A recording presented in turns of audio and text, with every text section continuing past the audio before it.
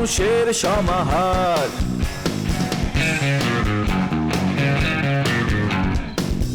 ভেতর আর বাহিরে চলছে উৎসব অপেক্ষার। এই শহরের হাজারো বাড়ির মতো নিয়ে হাসি কান্নার গল্প যত। এই শহরের হাজারো বাড়ির মতো নিয়ে হাসি কান্নার গল্প যত। প্রতিবার এখানে বেজে যায় calling bell, calling bell, calling bell, calling bell, calling bell.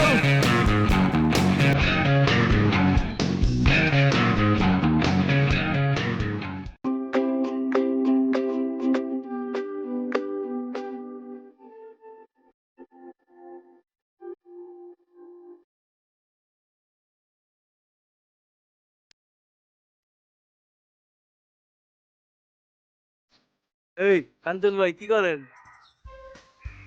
এই কাঞ্চন ভাই লেখালাই কি করেন? আমি কিছু করছি না, আমি শ্বাস প্রশ্বাসের মাধ্যমে নিঃশ্বাস গ্রহণ করছি। বুঝি নাই কে, বাংলায় কোন? একটা গাছ শিকড়ের মাধ্যমে সালোক সংশ্লেষণ প্রক্রিয়ার মাধ্যমে কার্বন ডাই অক্সাইড গ্রহণ করে যে নিঃশ্বাস ত্যাগ করে সেটা হচ্ছে অক্সিজেন, সেটা সরাসরি গ্রহণ করার চেষ্টা করছি। এটা নিলে কোনো লাভ আছে? অবশ্যই উপকার আছে। এটা হচ্ছে ফ্রেশ অক্সিজেন, যেটা মস্তিষ্কের স্মরণ শক্তি বৃদ্ধি করে। তাহলে আমি দূরের থেকে তো লইতে পারি, এমনি নিতে তো হয়, তাহলে আমি সামনের থেকে লই, আমার লাভ কি? বোকা ছেলে, এটা হচ্ছে ফ্রেশ অক্সিজেন, যেটা মস্তিষ্কের স্মরণ শক্তি উত্তর উত্তর বৃদ্ধি করে। তাহলে আমি যদি করি তাহলে আমার কি লাভ হইব কোনো? আমার তো মাথায় বুদ্ধি কম। হতেও পারে। তাহলে লন একটু করি। হ্যাঁ,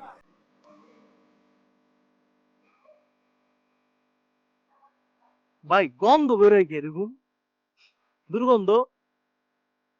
আমার মনে হচ্ছে গাছ অন্য ধরনের একটু বায়ু নির্গত করছে, যে বায়ুটি আমাদের কাছে গন্ধ মনে হচ্ছে। তাই না মিয়া, পাগল হয়ে গেছেন নি? গাছ ওই কাম করবো কে? আমার ভুল হইতাছে। এই যে ময়লা, আপনার ময়লার সামনে দাঁড়াইছেন, এর লেগে তো হইছে এই কাম। এনে তো আপনার কোনো লাভ হইব না, লস হইব। তো লন আমরা সামনে একটা বালা গাছ দিই, ওটাই ভিতরে যায় লই গা, ফিরে অক্সিজেন। চলেন, ময়লা চলেন।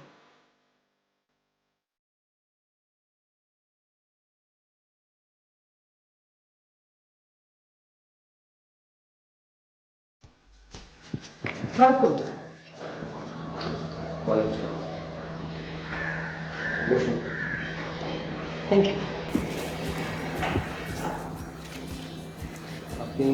আমি আমি লিপির টিচার। হ্যাঁ হ্যাঁ হ্যাঁ, আমি রুহুল আমিন, লিপির চাচা। আপনি ভালো আছেন? কি অবস্থা লিপির, কেমন চলছে? জি ভালো ভালো। ও আসলে একটু অস্থির, বাট ব্রিলিয়েন্ট। জি আসলে একটু চঞ্চলতাটা বেশি। মনোযোগটা কম, অমনোযোগী। সেটাই সেটাই। হ্যাঁ, আপনাদের তো আসলে একটা মানুষকে তো সব কিছু একদম খাইয়ে দেওয়া যাবে না, জাস্ট গাইড দরকার আর কি। অবশ্যই। তা আপনি পড়াশোনা করছেন কোথায়? জি আমি ঢাকা ইউনিভার্সিটি থেকে ইকোনমিক্সে মাস্টার্স করেছি। বা চমৎকার। এখন কোথায় আছেন? আমি এক স্কুলে আছি, এই যে শিউলিয়াপা কলিগ আমি। ও শিউরি কলেজ, ভেরি নাইস। মানে আপনি ঢাকা ইউনিভার্সিটি থেকে পাশ করে শিক্ষকতা করছেন, মানে রেয়ার। আপনি জানেন যে যারা বড় বিদ্যাপীঠ থেকে পড়াশোনা করে তারা কিন্তু সহজে শিক্ষকতা আসতে চায়, অথচ দরকার আছে কি? আপনাদের মতো ছেলেমেয়েরা যখন শিক্ষকতা পেশায় আসবে তখন জেনারেশন অনেক উপকৃত হবে। কিন্তু নিশ্চয়ই থাকবেন না, ভালো কোনো অফার পেলে চলে যাবেন। যাবো না তো, মানে আসলে আমারই লেখাপড়াটাই ভালো লাগে, আসলে আমি পড়তে খুব পছন্দ করি আর কি। খুব ভালো লাগে, ভেরি নাইস। পড়াশোনা করাটাই উচিত। আছেন পড়াশোনার জায়গায়, পড়াশোনা করার সুযোগ সুবিধা আছে। আমরা তো ব্যবসা বাণিজ্য করি, সেরকম সময় পাই না, কিন্তু পড়াশোনার ব্যাপারে আমার কিন্তু বেশ আগ্রহ আছে। ঠিক আছে, থাকেন তাহলে। হ্যাঁ, আমি আবার একটু আরো কিছু। আপনার সাথে কথা বলে ভালো লাগে। কোন মিস্ত্রি কাম ঠিকঠাক মতো করবি, পম্পির কাঠের জন্য কোনো ঝামেলা না রাখ। মজিদ ভাই, শেষ পর্যন্ত আমাদের বিমানিটা আপনি করলেনই না? এই মেয়ে আপনার কি বিমানি করছি? ওই ওই, আপনি কি জানেন যে এবিসিতে আমি হিরো লেগে অ্যাপ্লাই করছিলাম? হ্যাঁ জানি, হিরো লেগে অ্যাপ্লাই করছিলেন, কিন্তু নাকি থেকে আপনার হাইট কম দেখে বাধা দিছে। ভুল বললেন। 3টা সিনেমার অফার পাইছিলাম, এটা তো জানেন। মন কেন চাঁদে হাত দিবে নদীর ঘাটের মাঝি? আরেকটা হচ্ছে সূর্যের কেন এত আলো? হ্যাঁ জানি, এগুলো ডাকছিল, কিন্তু আপনারা নেয় নাই, বাইটটা মানুষ এই লেগে বাধা দিচ্ছে। এই যে ভুলটা করলেন। আমি আমার বাপের চাইলের ব্যবসার কারণে হিরোটা হইতে পারি না, বুঝছেন? দূর মেয়ে, আপনার তো সিনেমা ডাকছিল কেন এটা জানি তো। দিলদার মরে যাওয়ার পরে ওখানে ওই যে নাচে মাচে বুরুম বারুম করে, ওকে শর্ট পড়ছিল, এই লেগে আপনারা ডাকছে। আমার কি দেখে দিলদার মনে হয় আপনার? হ্যাঁ ওই মেয়ে দিলদার, উনি তো কত শক্তিমান হবে না তো, উনি ওনার মতন, আর আপনি একটা বান্দরের মতন। আপনার লাগে কি জানেন, ইন্নাটা কাইলে আছে না, ভটকা মক্কা চক্কা জনি লিভার, ওই আর দিলদার একটা মিক্স ব্যাপার আছে সামনের মধ্যে। মজিদ ভাই, এতক্ষণ অপমান কিন্তু সহ্য করলাম একটা কারণে, বুঝছেন? হ্যাঁ সত্যি কথা কইছে, সহ্য করছেন। শুধু একমাত্র পাম্পির কারণে। ওই মেয়ে আপনারা কইছি আমার ভাড়াটিয়া, আমার বাসার লোকজন, আমার কাস্টমার এটা কোনো কথাবার্তা কইতে না। মজিদ ভাই, সে এখন আপনাদের ভাড়াটিয়া হয় নাই, ঠিক আছে? সে এখন আছে ওপেন ফিল্ডে। বলটা কার বাড়ির দিকে যাবে একমাত্র পম্পি ডিসাইড করবে। এটা খুব আপনি জানেন না, ওর লাগে আমার কথাবার্তা হয়েছে। উনি বলছেন পরশুদিন আইসা দোকানে ডিট করবো আর অ্যাডভান্স দিয়ে যাবে, বুঝছেন? হ্যাঁ, ডিডল সব হয়ে যাবো গা। আর আপনি যে কাঠ মিস্ত্রি মাঠ মিস্ত্রি ফুয়াইনে ঠিক করতেছিলেন কি লিগা আমি জানি না, এখন এইসব ছাড়লেন না। এই যে 5% করে কমিশন খান, হ্যাঁ? আপনার চরিত্রটা কি এখনো ভালো হইলো না ভাই? ওই মেয়ে আমি কি কমিশন খাইছি নাকি? কমিশন থেকে আপনি মেয়া ফাজিল কোরআনকার। আমি কমিশন খাই না ভাই, আমি সবকিছু একমাত্র পাম্পির স্বার্থের জন্য করছি। হ্যাঁ এটা তো জানি, 5 বছর আগে কমিশনার কামার মেয়ার লাগে কি করছিল। মজিদ ভাই, 5 বছর আগে কিন্তু বিষয়টা মাটি দেওয়া হয়েছে, আর এখন এই বিষয়টা তুলবেন না, তাহলে কিন্তু আমার আর পাম্পির স্বপ্নটা নষ্ট হয়ে যাবে। বেয়াদবি করবেন না, শেষবারের মতো বলে গেলাম। আর লুচ্চেলা ভাঙ্গা ইতর গুণ।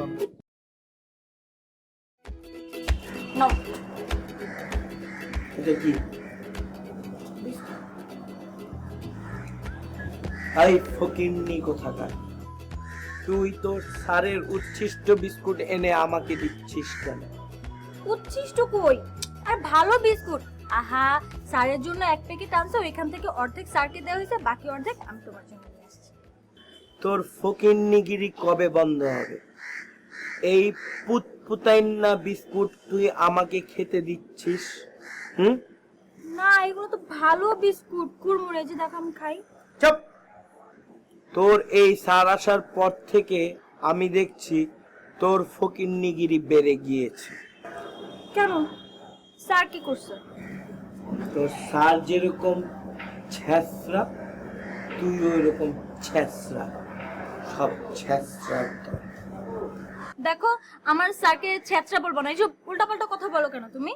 তোর স্যারকে উল্টা পাল্টা কথা বলবো না তো কি বলবো? সে কত বড় ছেঁচড়া তুই জানিস? আজকে সে তোকে পড়াতে এসে রিক্সা ভাড়া দেওয়ার জন্য আমার কাছ থেকে টাকা নিয়েছে। সে বলে তার কাছে নাকি ভাঙতি নেই, 500 টাকার নোট। আমাকে এসে বলে রিক্সা ভাড়া 30 টাকা, আমার কাছে ভাঙতি নেই, আপনি ভাঙতি দিতে পারবেন? আমার কাছে ছিল 100 টাকা, সে বলল আমার নোটটা থেকে তো আপনার নোটটা ছোট, আমাকে দিন, আমি রিক্সা ভাড়াটা দিয়ে আসি। তারপরে ওই ছেঁচড়া আমাকে 70 টাকা আর ফেরত দেয়নি। আর আমি একটা নেহাতি ভদ্র মানুষ বলে ছেঁচড়ার মতো ওই 70 টাকা তার কাছে ফেরতও চাইতে পারছি না। স্যার হয়তো ভুলে গেছে, কালকে দিয়ে। স্যারের সাফাই আর যেতে হবে না, ফকিন্নি কোথাকার। আর আমাকে এসব পুতপুতাইন্না বিস্কুট খাইতে দেস তুই? হ্যাঁ, চা ছেঁচড়ার দল। এই যে গুড়া গুড়া হয়ে গেছে, এটা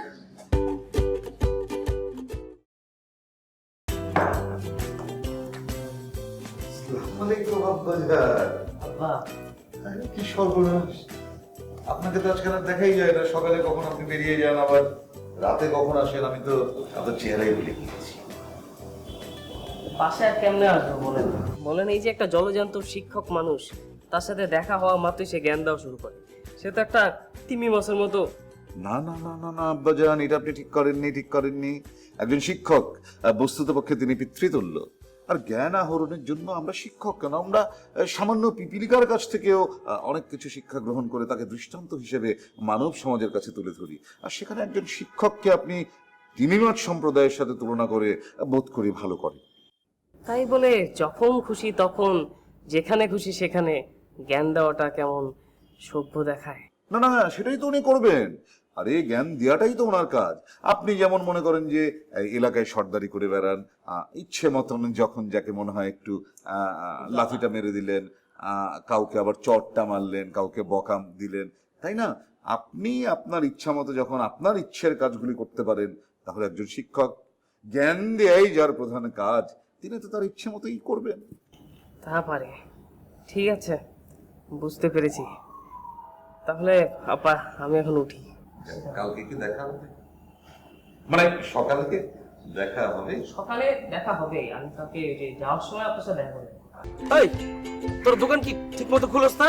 বৃষ্টি হইতেছে, চারিপাশে খেল রাখোস, হ্যাঁ পানি পুনি উঠবো, চালের বস্তাটি সরে রাখিস, আর তোরা প্রতিদিনই লেট করে দোকান খুলস। হ্যাঁ এই এদিকে আয়, তোরা না তুই ফোন রাখ, হ্যাঁ ফোন রাখ, দোকানটা খোল। যাস কই? মজিদ চাচা আমার এক জায়গায় ফাটাইছে না, অন্য যাইরাম আমি। আর তোরা কিরম দেওয়া যেতেছে কে? হ্যাঁ ওই বুঝি ফার্মের মুরগি দেখছস? ফার্মের মুরগি বয়লার মেশিনে ওয়াশ করার পর যেরকম অবস্থা হয়, তোর দিরম গোটা মোটা উঠা বইরা গেছে কিরে? তোর এরকম দেওয়া যেতেছে কেন আজকে? আমি শেফ করছি, এর লাগে আমার এমন লাগে। সে তো করবি, তোর বাড়ির সবাই তো বেয়াদব, আর দিন দিনে তোরও একটা বেয়াদব বানাইতেছে। মসজিদে একটা বেয়াদব, তুই একটা বেয়াদব। ওই তোর শেভ করানোর বয়স হয়েছে? এই বয়সে তুই কি শেভ করছ? হ্যাঁ আচ্ছা আনোয়ার ভাই, আমি আপনার কাছে মাফ চাই। আপনি আমার সারি দেখা, আপনি বালা মানুষ, আমরা খারাপ। আমি যাই কি হন, কিছু লোকের দাড়ি মোস লাগলে সুন্দর লাগে, সেভ করলে সুন্দর লাগে, যেরকম দেখ আমি কত স্মার্ট লাগতেছে। আর তোকে বাড়ির লোকজন রে দাড়ি রাখলেও খারাপ লাগে, দাড়ি মোস না রাখলেও খারাপ লাগে, বুঝছস? সবগুলো তো একটা বেয়াদব। আচ্ছা আনোয়ার ভাই, খিলা বাড়ি রাখতাম আমি, একটা খুব কামারে। হন রাখ, হাসার আনোয়ার ভাই খুব কানা, একটু মোস রাখবি আর এত বড় দাড়ি রাখবি, তাহলে তোর সুন্দর লাগবে। তুই বাচ্চা বয়সে দাড়ি মোস ফালায় কি বেয়াদবি শিখতেছস তুই না? বড় ভাই রাখে। আচ্ছা আনোয়ার ভাই, আমার খিলা দাড়ি রাখলে আমার ভালো লাগবে। একবার কই জীবনস নাই, থাপ্পায় দাঁত ফলাই দাও দরকার। আনোয়ার ভাই স্যার বেটা জনাব, আমি একটা জিনিস ভাবছি, ভাবার চেষ্টা করছি। আপনি আমাকে জাম গাছের নিচে কেন রেখেছেন? তুই তো অনেক জ্ঞানী, তুই তো অনেক কিছু ভাবতে পারো। তো ভাবে বাইর কর, আমি কেন তোর এনে ডাকছি?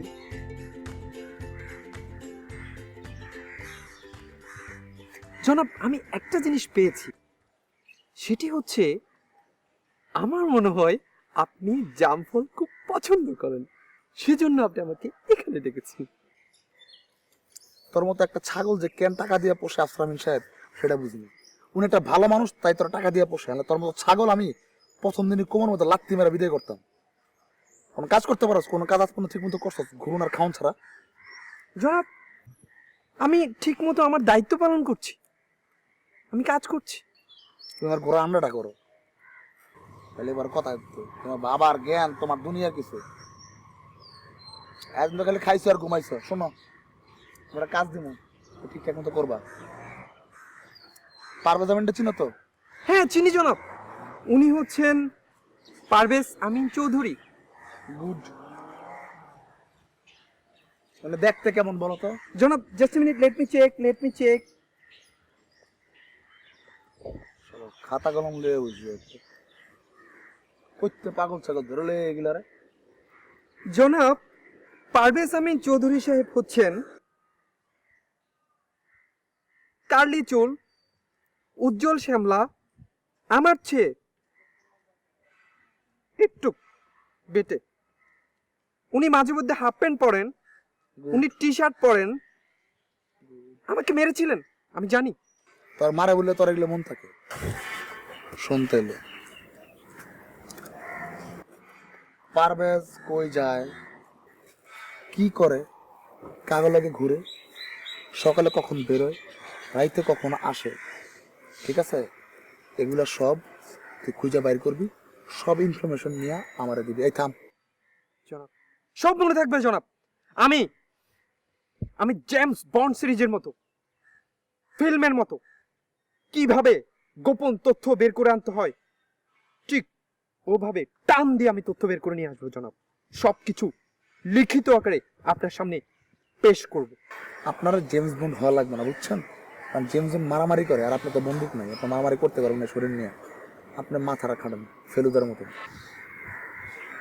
আজকে গিয়ে বাসায় ফেলুদার সব সিনেমা দেখবি, জনাব, তার সম্বন্ধে পড়াশোনা করবি। আমি তো ফেলুদা দেখেছি।